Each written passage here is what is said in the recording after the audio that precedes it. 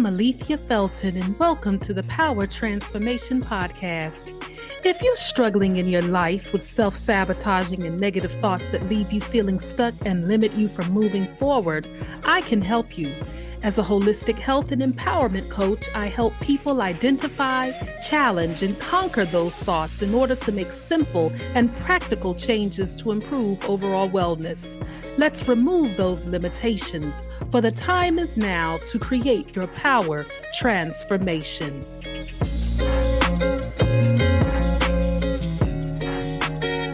Hey y'all, so happy that you joined me once again for another episode of the Power Transformation Podcast. Oh my goodness, y'all. Today's guest is definitely someone who is worth hearing.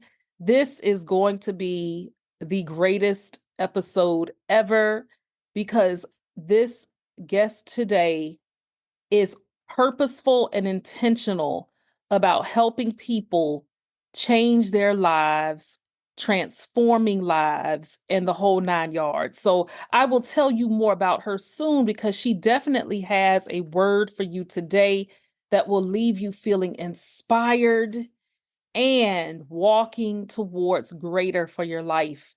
As customary, what I'd like to always do for our podcast is we begin and end with an affirmation. So I say the affirmation once, and then you repeat it. I turn obstacles into stepping stones to become stronger, better, and more resilient. I am thrilled today to have such a phenomenal guest. This woman is just joy to me. When I see her, I see joy. She radiates joy. And I am so glad to have her in my life and to have met her. And that is none other than team leader, gratitude ambassador, podcaster, a woman who lives to inspire others, none other than Candice Snyder. Hi, Candice. Hi, Alethea. It's so great to see you again.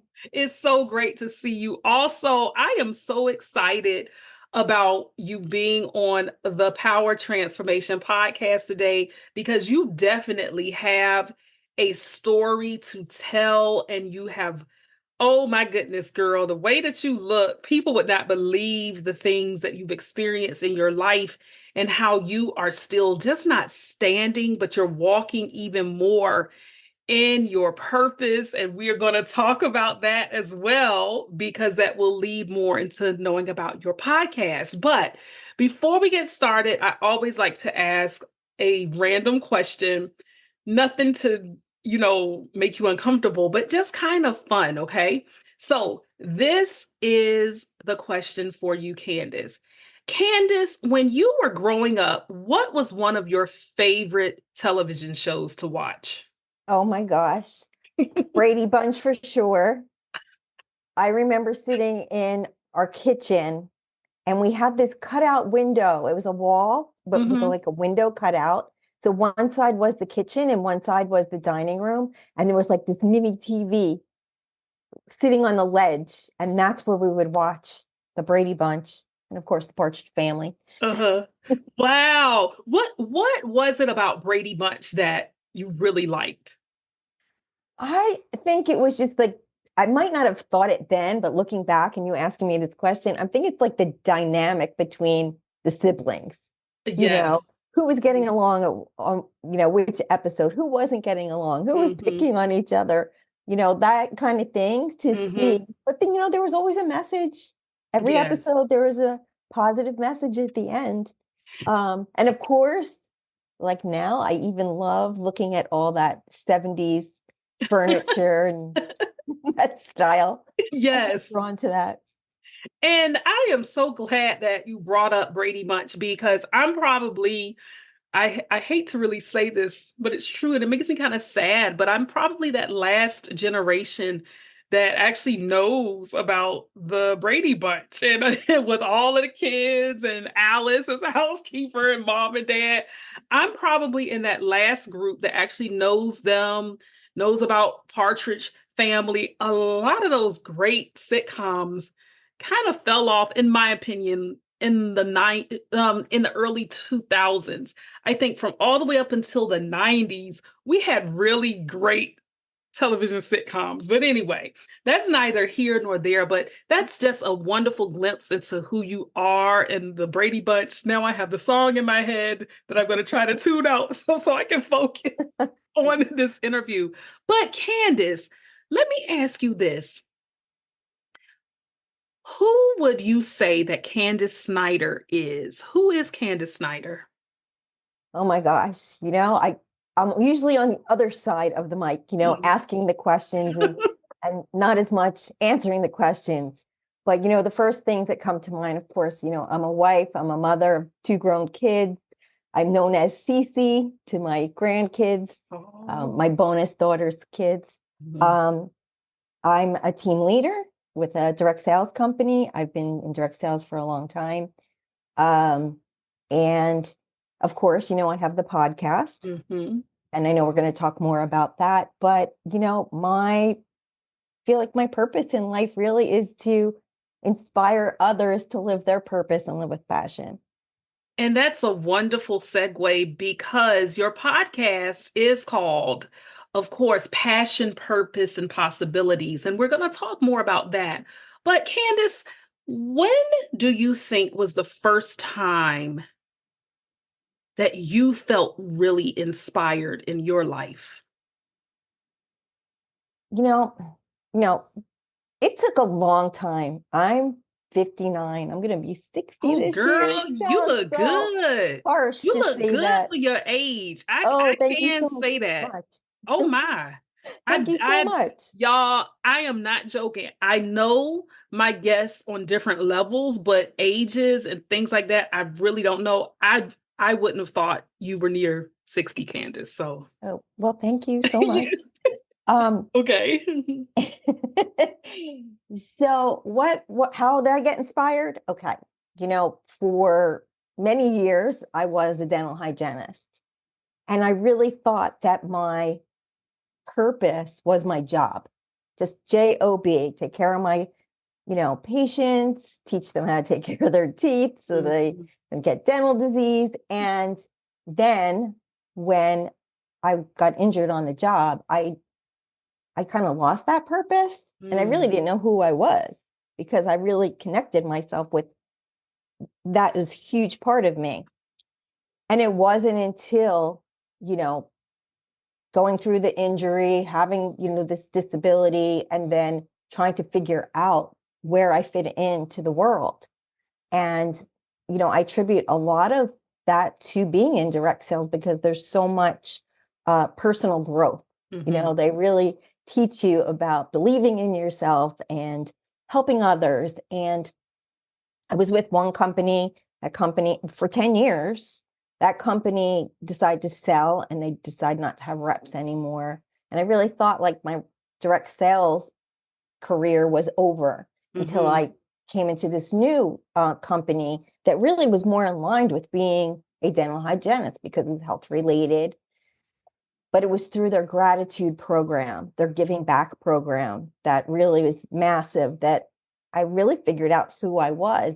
Wow. And when I look back, this is the person I really was growing up. I was the person that my parents taught me to help others, give back, from being in Girl Scouts and Brownies to being a Kiettes in high school, and all the things I volunteered with. And then when I had my own family, teaching them how to do it. So this is like the core of who I really am, but I didn't even know it.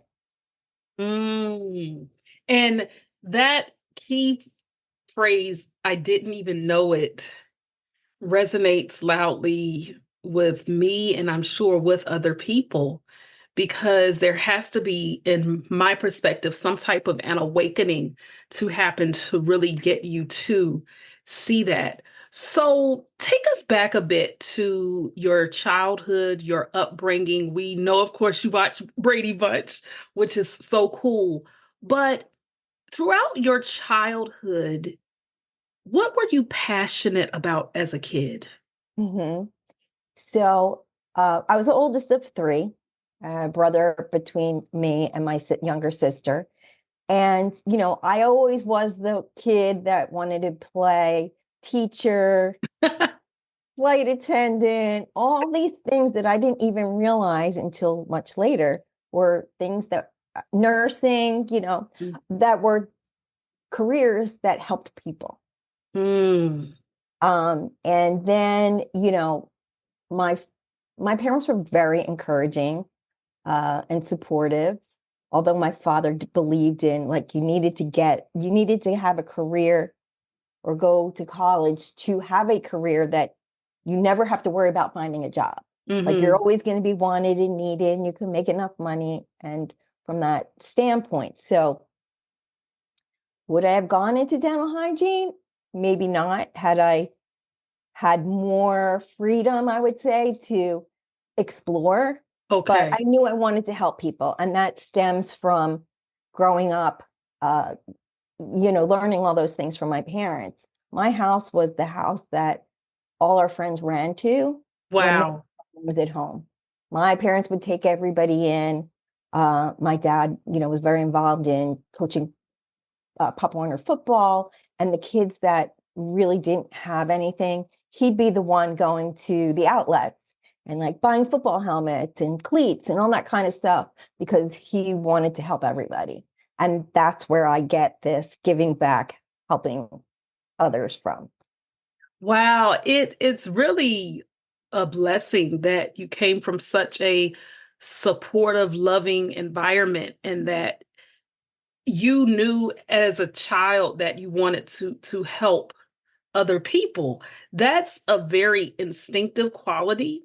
And so as your life moved on, Candice, and you knew that you wanted to help others, what ultimately in your life shaped you in a sense where you went through some really hard times, maybe even got you to question if you wanted to keep helping others or if you just wanted to throw in the towel? Talk a bit about some seemingly tragic events that stopped you to pause and question different things, and ultimately what helped you get to this point of who you are now. It's a Okay. loaded question, so take it any direction that you want. Okay. A couple big things really, really come to mind. So, I mentioned that I was a dental hygienist for 14 years. And I was injured on the job where I was treating a patient. It was a broken chair. The dentist knew it was a broken chair, but it hadn't been replaced or fixed. And I felt myself losing my balance. And so I fell backwards off the chair, initially landing on my tailbone, hyperextending my arm to try to break my fall. And Mm, initially, it just seemed like, oh, ouch, that really hurts. I'm going to be bruised. But as the months went on, it became a bigger problem and a bigger problem, and I ended up having like a massive surgery a few years later. And I actually had to give up my career as a dental hygienist, wow. which I said was a big part of who I thought I was, right? So at the time, um, my first marriage, I was making more money than my then husband, which that in itself was a whole thing to deal with. Mm, Like, oh my God, how are we going to get past all this and move forward?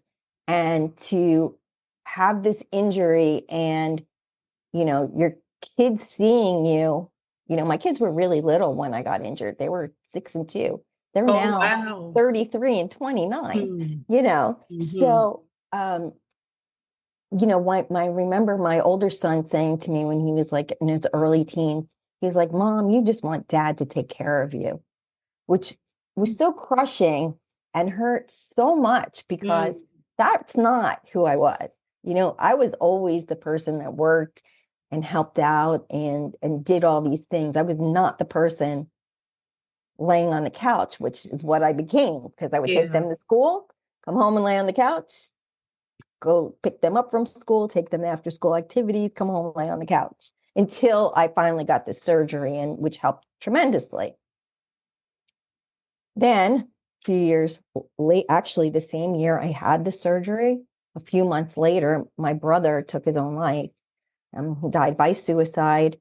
He suffered from depression. He had once told me had been depressed since he was 9 years old. When he died, he was 36. Wow. Um, Wow. Young. Very young. yes, yes. Yeah. Yeah. And, he was the person that everybody went to. And he was the comedian. And he was like, oh, if you have a problem, go talk to Mike, because Mike's got all the answers, It was like kind of put on a pedestal, but nobody really knew all the things that he was dealing with. And of course, when he died, I found out he died. I went into I have to help everybody else mode. I got to make sure my parents are okay. I have to make sure my sister's okay. I have to make sure my kids are okay. And it wasn't until like a year later where I really started to go through the grieving process. And there's no timeline for grief. That's It's right. up and down, right? Yeah. So a couple of years go by and I'm like, I have to do something positive with this tragedy. What can I do to somehow like make this better? And I know, of course, at the time, I was trying to make it better for myself, right? Yes, exactly. Mm. So I ended up taking this class that was supposed to be like if somebody else lost somebody by suicide, I would go and talk to them, not to tell my story, but to just be an ear for them so that they can know that they're not alone, that other people have experienced this and they have, somebody that's going to really understand. I never got called to go. I went through the training, but I never actually got called to go. Really? Yeah, which Wow. was I kept, every time I'd be waiting, like I'm kind of on pins and needles. Hmm. Because that first time is going to be hard, but it never happened. And so then I was like, okay, well, what else can I do? So I started doing the Out of the Darkness community walks, which is part of the American Foundation for Suicide Prevention. And I've had a team for many years called Team Mo, named Hmm. after my brother was Mike, but everybody called him Mo. And so we had Team Mo, and we've raised thousands of dollars to bring mental health awareness, Yeah. suicide prevention to the forefront. And Candice, I want to pause you there. I'm going to come back to that and we're going to pick up. I want to ask you this though, because going through that injury, experiencing your brother's death that was sudden and shocking and just untimely, let me talk to you about how you processed everything you were experiencing. So let's go back to the injury, because if it happened when your children were 2 and 6, it seems from what you've been saying that the problems were a bit lingering until you got the actual surgery. So, how were you processing the injury? Let's talk about that first.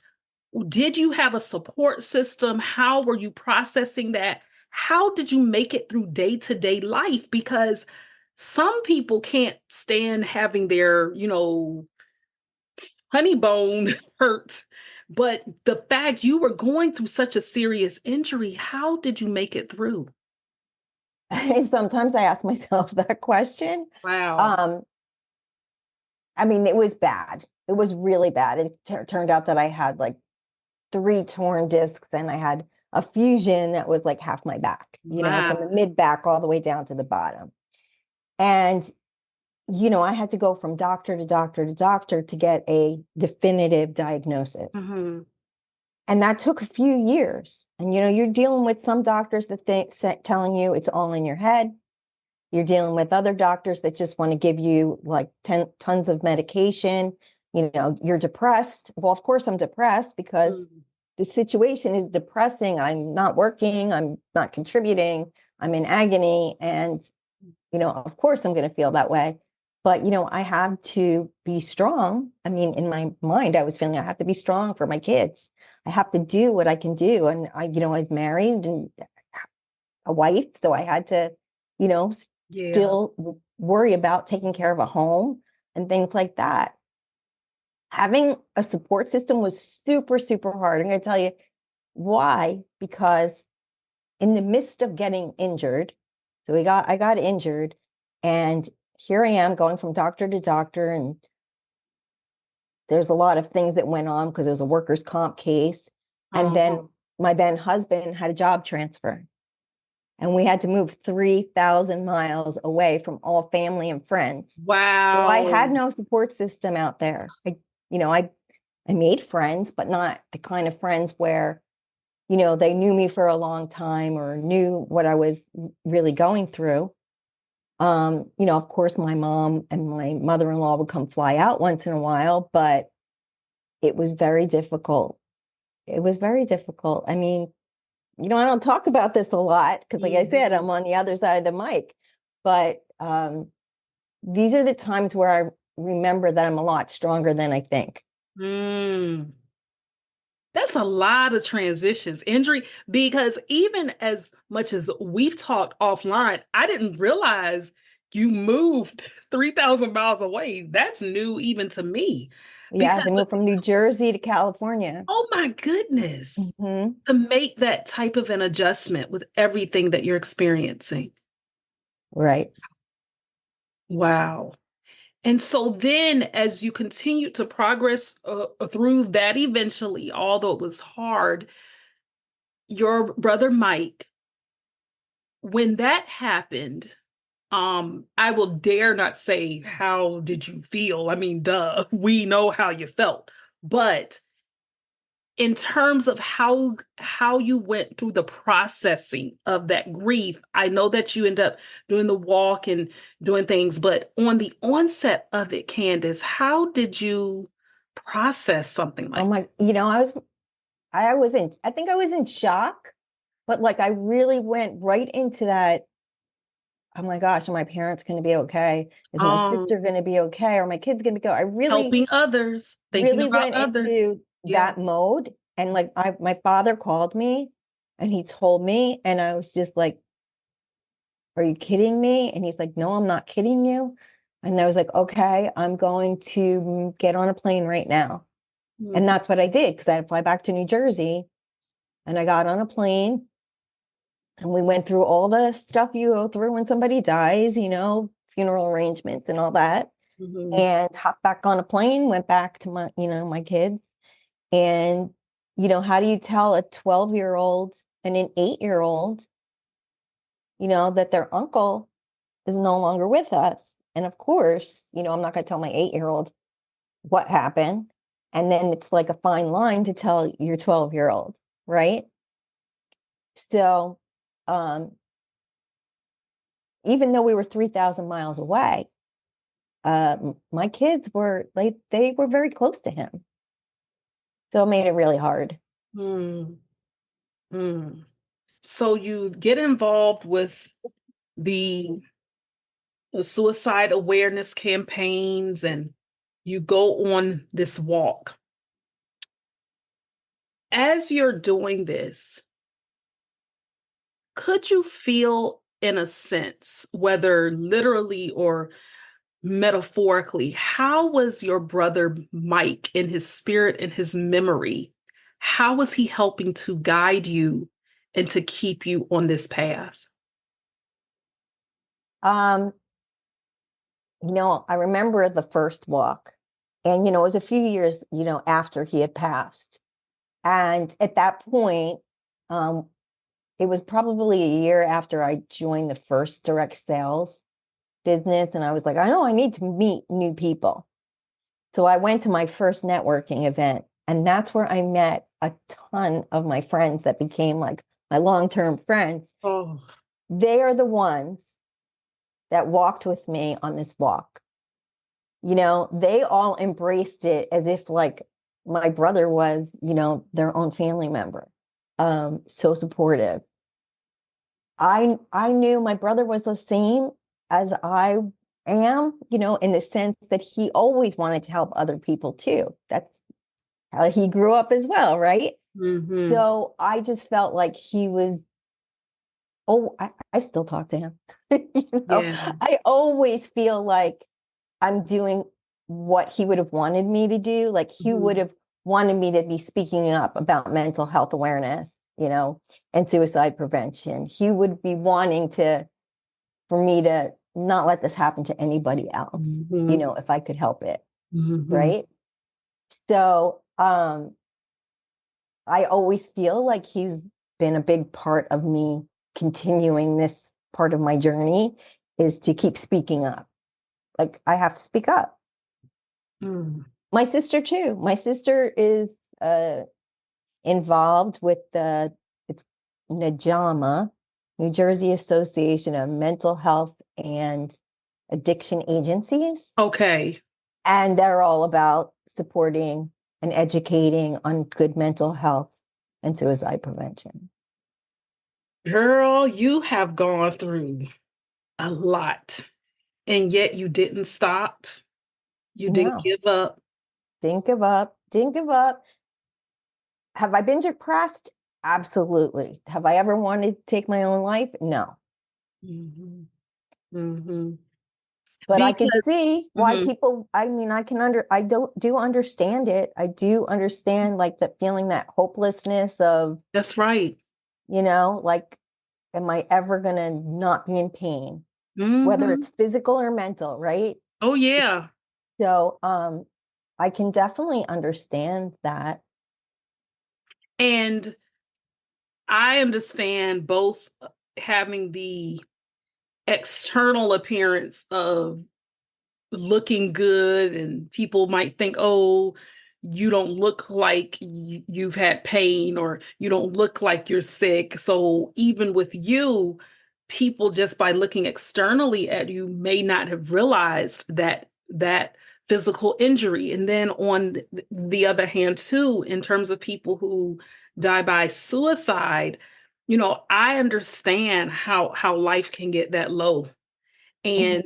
And some people are quick to judge and to say, oh, they just gave up, or they were selfish, or this and that. No, nobody is immune to life hitting harder than you could ever imagine, and that you cannot say what you would or would not do in a situation. And so, people like you keeping your brother's memory and his legacy alive and showing compassion and empathy speaks volumes. And my question to you now, Candice, is you are a totally, I don't even want to say transformed necessarily, but you have evolved into this leader who really leads with compassion.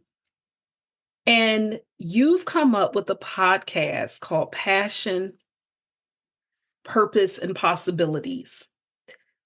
What I'd like you to do is tell us those three P's.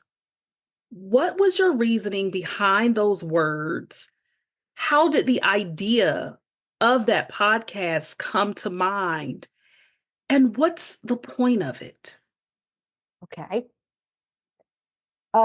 Or at first, before I say why the three P's and how they came about, because it started with the direct sales company that I'm with now, that I've been with for 5.5 years. Mhm. Um, basically, I joined the company for community because when Oh. that's what I realized I was missing from Oh. the previous company. I was like, this is what I've been missing when I went to this event. I was like, I'm missing all the friends that I had. The other company was a jewelry company.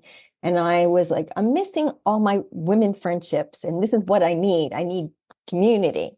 And that's why I joined originally. But about a month or 2 months in, I realized that this company was all about community, family, and Oh. giving back. And I was like, I love this is like my most favorite thing. Do I love the products? Yes, I love the products, but I love this the most. Mm-hmm. So they have a program, so a gratitude ambassador program, which means you help the company, you represent them in the field for their give back efforts in your local community, around the country, and even in the countries that the company is located, so around the world. you have to fill out this application. And it was pretty lengthy at the time. I hear it's much shorter now. Okay. And so this was the moment that I realized who I was. Because when I had to answer all these questions about why I want to be a gratitude ambassador and what kind of things are you involved in and what were you doing when you were growing up, they all pointed to all these things of giving back. Mm-hmm. So I did not think I was going to be chosen because they only, at the time, they had like 25 to 30. And it was July 2020. So it was pandemic and a lot of things were still virtual. And I was like, I was doing well with the company, but I wasn't maintaining my rank. I still had the rank, but I wasn't consistent. And I was like, they're not going to pick me. So it's September and their conference had to be virtual. Uh-huh. And I'm sitting in my office with my TV above me, watching this virtual conference, and they don't give you any notice. They decide they're going to announce the new class of gratitude ambassadors. And there's my picture right in the middle of the screen around all these other people. And I just started crying. I was like floored, right? So it was the best year, even though a lot of things were virtual. My team and we were able to do so much. One of the things I would love to just share real quick is around the holidays, we did a virtual baking event called Let's Get Baked. And we were able to get a celebrity chef, a pastry chef, who taught us how to make a couple different kinds of cookies and those fancy marshmallows. And we raised money for one of the food banks here in New Jersey. And it was just the best thing ever to be able to do this. Yes. And we did so many different things throughout the year. And then my term was up. Then I felt really sad. I felt like there was something missing. I was like, I want to do more of this kind of stuff. I had these 3 words, passion, purpose, possibilities in my head, but I did not know what to do with them. I had no idea. And then I happened to be on a virtual networking event and there was a speaker. Cami was the speaker. Okay, yes. If you were thinking of a podcast, I definitely reached out to Cami. And she spoke about how to have a podcast and have it as a business, how to use it as part of your business. And a coach that I was working with at the time, she's messaging me and she's saying, this is what you need to do. Are you writing this down? You should have a podcast. And so I spoke with Cami and I signed up for her class. And 30 days later, I had a podcast. Oh my goodness. Purpose and possibilities. So the premise is I speak with people about their stories of transformation or transition and to share their stories, to inspire other people to create their own stories. And so that they live with passion, they reclaim their purpose or find their purpose, and be in the wonder of possibility. And the reason I say be in the wonder of possibility, because I had been that person that was not in the wonder of possibility. I was always like, where am I going to get my next client? Where am I going to get my next team member? Where am I going to do this? That, like the tunnel vision, instead of being open to everything else that's out there in the world. So now that's what I say my purpose is to inspire others to share their story so that more people can be inspired and live out their best life. And you are doing just that, Candice. And people who are listening, I want you to listen well. Some of you know exactly what Candice and I are talking about or what Candice just mentioned. But then there are others who haven't gotten there yet, who can't possibly understand how their life could have such meaning, especially when they've gone through just challenge after challenge after challenge. And they may hear us or see us and say, oh, well, they're different. I'm not so lucky, or I'm not so blessed, or I'm not so fortunate, whatever word you want to call it. What do you say, Candice, to those people who still have a limited view and might not even realize it? What do you say to them? Okay, first of all, your purpose does not have to be this grand thing. It Mhm. could be, I mean, your purpose might be right now that to just be the best mom you could be, right? Or the best sister, or, whatever relationship you're in, Mhm. the best that you can be for that person and for yourself. I think you should also look at the things that you love to do. What are the things that you're passionate about? Could help lead you to your purpose. If you're feeling like uninspired and you don't know like where to start, that is like the perfect place to start is what do you love? And I'm sure a lot of your listeners have heard like, what did you love to do as a child? Mhm. That's where you're going to find a lot of clues. And then, be open to the possibility. So on the podcast, I ask my guests the same three questions all the time. And if it's okay if I share them, that might inspire your listeners to think Mhm. about Yeah. what may help them find their purpose. Of course, share anything you like to. Okay. Mhm. So Mhm. the first question I always ask is, what is something you're passionate about that people might not know about you? Because they may know that, you're a podcaster, or you're the business that you're in, they may know that you love that, but maybe you love to dance, or maybe you play a musical instrument, or maybe you write poetry, or these other things people might not know. So that gives you the opportunity to look at these things that you're passionate about, they haven't really thought so much about, and what could you possibly maybe do with it. What's your definition of purpose is the second question I ask. Now, a lot of people, the gist of what they say is very similar, but the way people say it is very different. Mhm. And I love to ask that question, and I find it very inspiring to look at things in a different way. Mhm. But what is your definition of purpose? What do you think purpose is? And then the last thing is there a possibility, a dream, or a vision you have that hasn't come to fruition yet, but you really want it to? And Yeah. think about the baby steps that you could take to start making that dream come true. How has your family been of support to you on this journey of where you are now in your life? They've been very supportive. My husband, like, he's kind of quiet, but when I Mhm. tell him like, oh, this happened or that stuff, he's like, I'm so proud of you, and and what you're doing, and really you did find your purpose in and knowing that you're supposed to share these stories for people. Mhm. My boys, well, I don't really know if they've actually listened to any of my podcasts, but they will tell me, like, I'll say, oh, you should listen to this episode. I think you would really like it. They'll always say, Mom, like, I'm proud of you. You're doing something that, we would never thought you would have done, Mhm. years ago. But have they actually listened and shared their thoughts about one? No.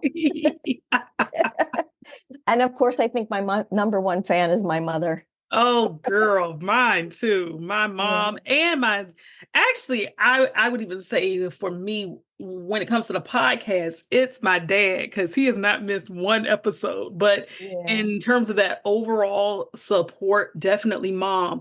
Tell us more about your mom. Why do Oh my you say gosh. her? Yeah. My mom, my parents got married when they were super young. They were 18 and 19. My Oh, dad wow. was in the service. Kids. Yeah. They didn't date, they wrote letters. And one day my dad just said, I'm coming home and we're getting married. So Oh. plan a wedding. And like they planned a wedding 2 weeks.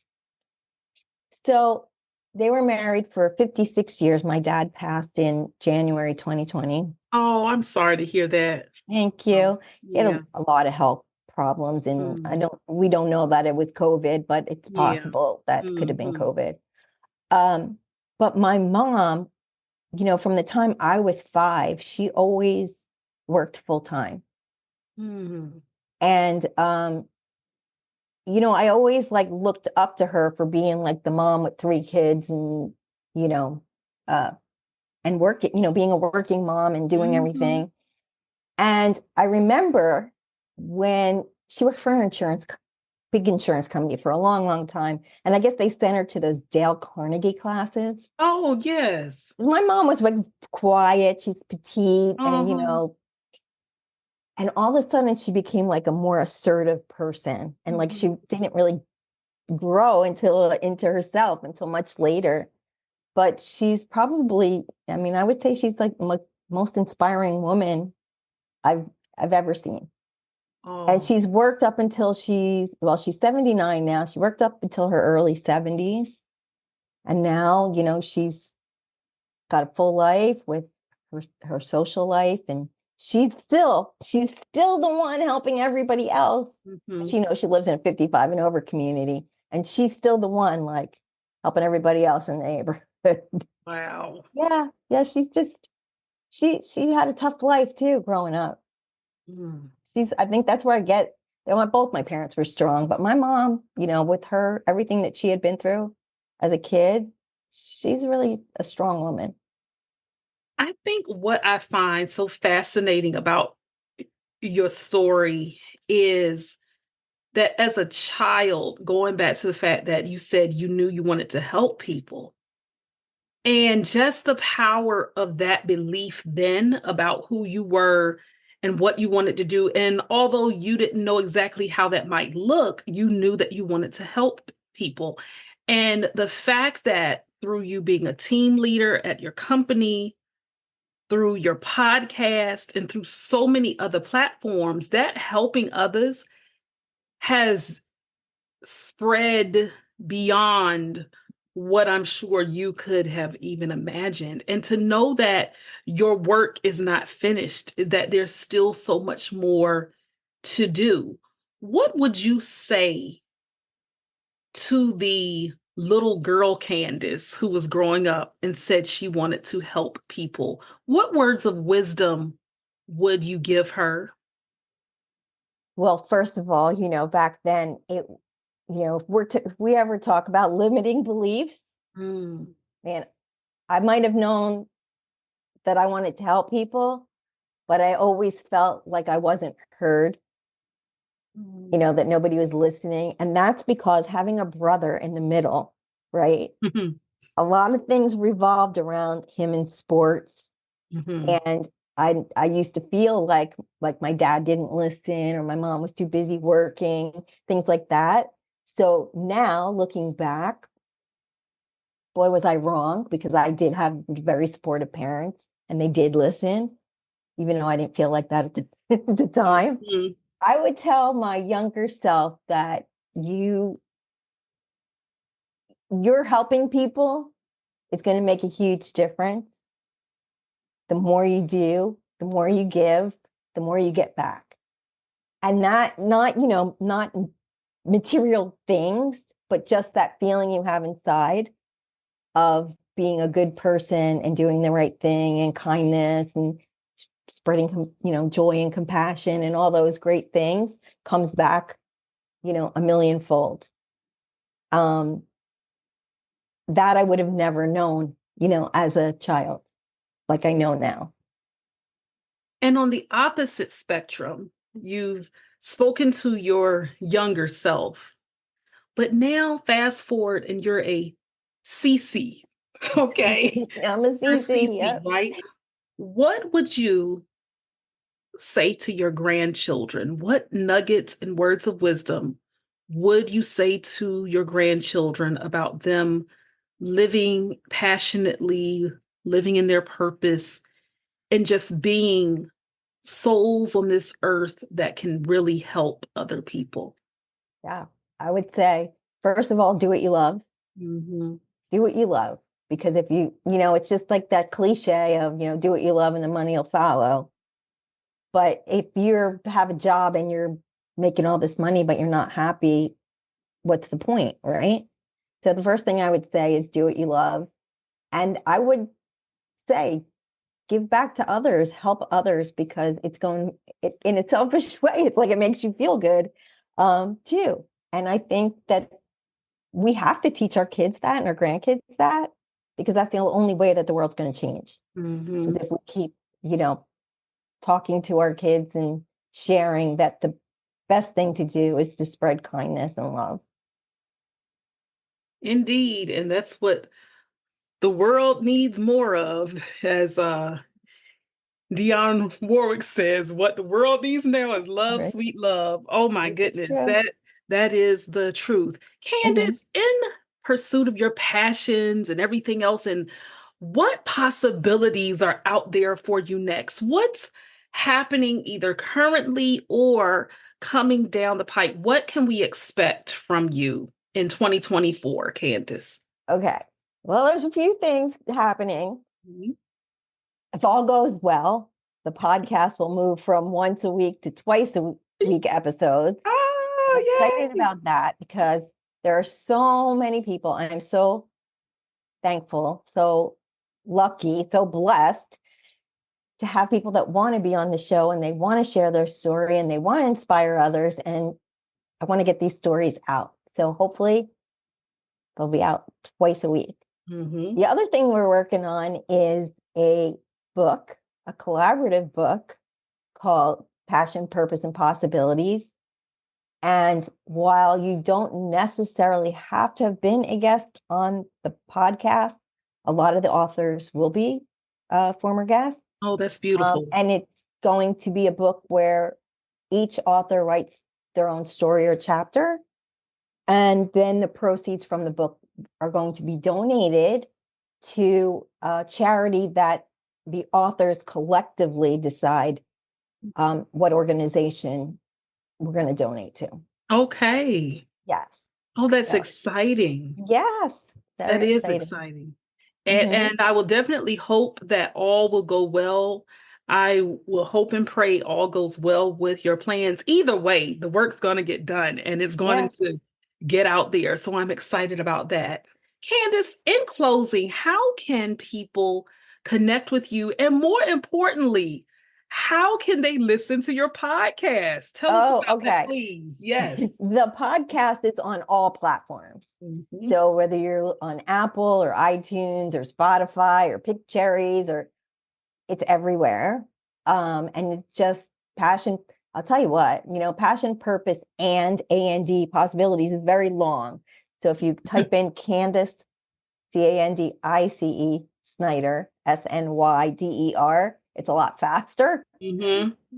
You can also connect with me through Candice at passion, purpose, and possibilities.co. Um, and of course, I have a website called hairhealthvitality.com. Okay. And are you on social I am media? on social. I'm on Facebook. I am also on. I have two Instagram accounts. One Okay. is a personal account, and one is the Passion, Purpose, Possibilities. No and um, on Instagram, and I'm also on LinkedIn. Okay. And I'll be sure to get that information so I can put it in the show notes as well. Because now that I think about it, I know I think we follow each other on Facebook, but Instagram I don't think I knew about. So I'll find you on Instagram and we'll talk about that. So as a closing question, Candice, this is what I'd like to say. Well, first of all, I just want to thank you for being on the show. When we were connected, your warmth and just how we had some parallel, I don't even want to say experiences, but the fact both of us had gone through some physical issues and yet continue to move forward. But what I like about you is the fact that you are so intentional about making sure that others' voices are heard and that people are walking fully in who they are created to be. And you help to bring that out in people. And that's a huge part of what the Power Transformation podcast is about, is how we can take power innately inside of us to transform not only our lives but others, how to help others. And so what do you want your legacy to be, Candice?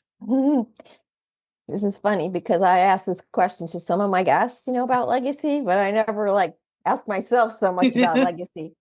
But I would hope that if somebody were talking about me after I'm gone, that they said she was kind, she was compassionate, and she wanted others to speak their truth and share who they are to inspire the world, to inspire other people to do what they love. And I can say firsthand that you are doing just that, and that the world needs more Candice Snyders to help people do the same. It was such a joy having you today, Candice. Thank you so much. Thank you so much, Alethea, for having me on the podcast. I love your podcast. Oh, And thank I you. definitely feel like Feelings we're mutual. completely aligned. And I'm so glad that we were introduced to each other. Same here. Thank you again. Wasn't Candice so inspiring? And all that she has overcome in her life is absolutely remarkable. And her work isn't finished, just like your work is not finished either. So I encourage you, please connect with Candice outside of this podcast, and please support her podcast as well.